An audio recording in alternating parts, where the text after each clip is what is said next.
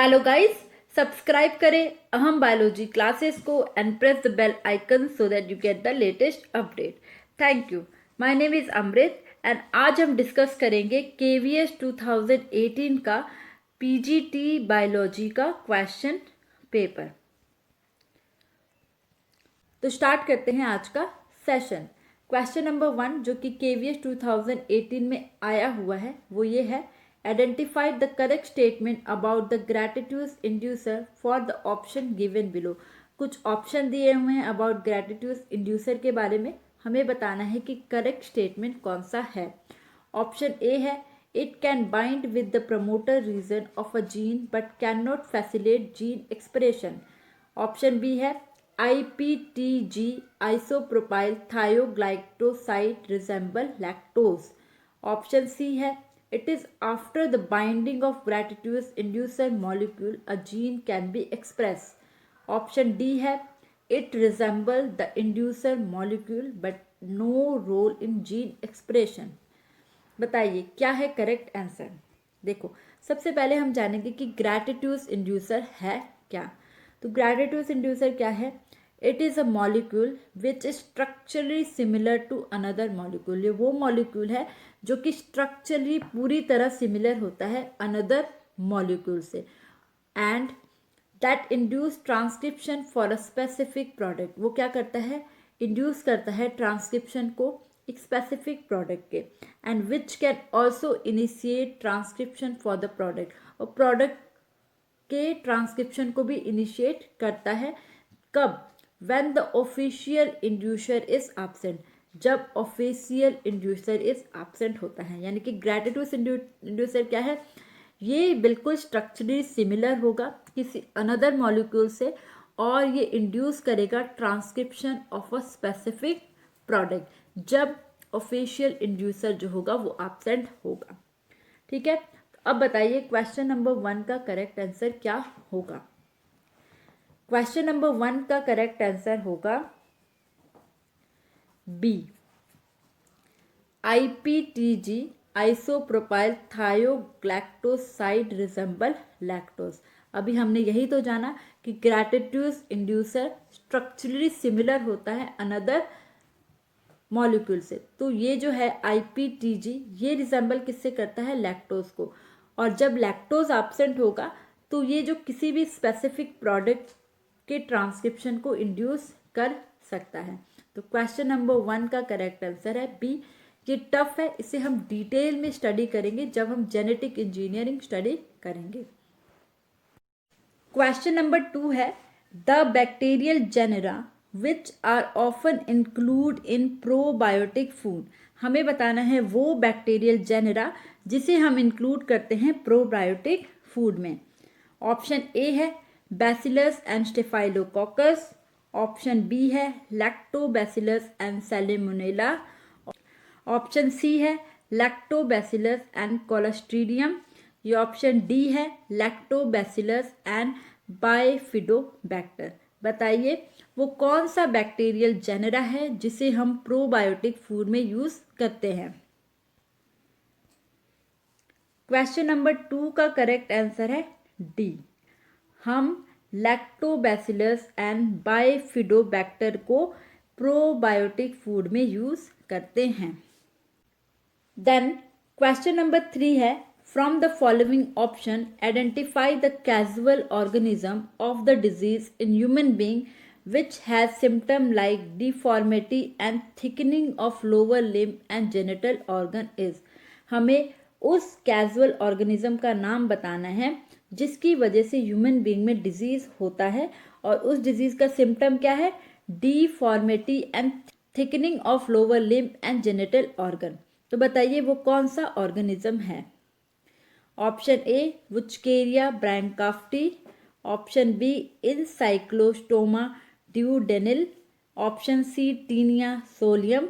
या option D Salmonella typhimurium. बताइए क्या है इसका करेक्ट आंसर।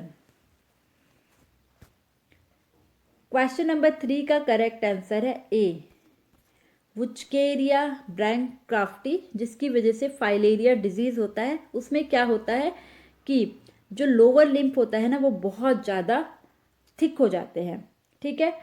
वुचकेरिया ब्रैंकाफ्टी की वजह से होता है फाइलेरिसिस। और इसका सिम्टम क्या है? इसका सिम्टम ये है कि deformity and thickening of lower limb and genital organ होता है। तो क्वेश्चन नंबर 3 का करेक्ट आंसर हो गया ए। देन क्वेश्चन नंबर 4 है, in context of photosynthesis which one of the following statement is true. हमें ये बताना है कि नीचे दिए हुए स्टेटमेंट में से कौन सा स्टेटमेंट फोटोसिंथेसिस के लिए ट्रू है।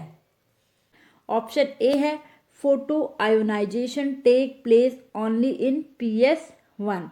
देन ऑप्शन सी है cyclic photophosphorylation involve both PS1 and PS2। Option C है photolysis of water take place in PS1, या option D PS2 proceed PS1। बताइए कौन सा इसमें से जो स्टेटमेंट है वो फोटोसिंथेसिस के लिए ट्रू है। क्वेश्चन नंबर 4 का करेक्ट आंसर है डी। PS2 जो है वो प्रोसीड करती है PS1 को, ठीक है। देन क्वेश्चन नंबर 5 है, during artificial hybridization experiment the process of emasculation is not required. यहाँ पर नॉट पूछा गया है। जब हम आर्टिफिशियल हाइब्रिडाइजेशन करते हैं तो एक प्रोसेस करते हैं इमास्कुलेशन, तो इनमें से वो कौन सा प्लांट है जिसमें हम इमास्कुलेशन के प्रोसेस को नहीं करते हैं, ये हमें बताना है। Option A papaya, option B wheat, option C brinjal, या ऑप्शन डी पोटैटो। बताइए कौन सा इसमें से प्लांट है जिसमें इमास्कुलेशन रिक्वायर्ड नहीं है। क्वेश्चन नंबर 5 का करेक्ट आंसर है ए, पपाया में इमास्कुलेशन रिक्वायर्ड नहीं है। अब क्यों नहीं है? क्योंकि पपाया है डायोसियस प्लांट, इसीलिए इसमें इमास्कुलेशन रिक्वायर्ड नहीं है। अब इमास्कुलेशन होता क्या है? इमास्कुलेशन होता है, emasculation is the process of removal of स्टेमन। Flower के स्टेमन को हम रिमूव कर देते हैं और उस प्रोसेस को हम कहते हैं इमास्कुलेशन। तो पपाया में इमास्कुलेशन की जरूरत नहीं है, तो याद रखना है ये। देन क्वेश्चन नंबर 6 है, इमाइनो acid such as glutamic acid is used in food industry as a nutritional supplement. Identify the genus of microbes. हमें यहाँ पर ये बताना है कि वो कौन सा माइक्रोब्स है जिससे हमें इम्यूनो एसिड ग्लूटामिक एसिड मिलता है, जिसे हम फूड इंडस्ट्री में यूज़ करते हैं एज अ न्यूट्रिशनल सप्लीमेंट। बताइए क्या है करेक्ट आंसर इसका। Option A Corynebacterium, option B Arthrobacter, option C Thermoanaerobacter, या ऑप्शन डी एंटेरोबैक्टर। बताइए क्या है इसका करेक्ट आंसर। देखो क्वेश्चन नंबर 6 का करेक्ट आंसर है ए। हम कॉर्ने बैक्टीरियम को यूज़ करते हैं फूड इंडस्ट्री में एज अ न्यूट्रिशनल सप्लीमेंट, और वो न्यूट्रिशन सप्लीमेंट कौन सा मिलता है हमें? Amino acid such as glutamic acid. Okay, next question number 7 है, the approximate duration of cell cycle of a human cell is. जो सेल साइकिल होता है ह्यूमन सेल में वो कितने ड्यूरेशन का होता है, हमें ये बताना है यहाँ पर। ऑप्शन ए है 12 आवर का, option B 6 hour, option C 1 hour, या ऑप्शन डी 24 आवर। बताइए क्या है ड्यूरेशन सेल साइकिल की। क्वेश्चन नंबर 7 का करेक्ट आंसर है D, the approximate duration of cell cycle of a human cell is 24 hour. तो ये बहुत इंपॉर्टेंट है, इसे याद रखना है। और जितने भी ये क्वेश्चंस हैं ये सारे 2018 KVS PGT बायोलॉजी में आए हैं। द नेक्स्ट क्वेश्चन नंबर 8 है, the middle piece of the sperm in human reproduction help. जो मिडिल पीस होता है स्पर्म का वो ह्यूमन रिप्रोडक्शन में किस चीज़ में हेल्प करता है? Option A, to harbour the haploid nucleus, option B, to envelop the whole body of the sperm, option C, to produce energy for sperm motility, या option D, to provide nutrition to the sperm। बताइए क्या role है middle piece का human reproduction में?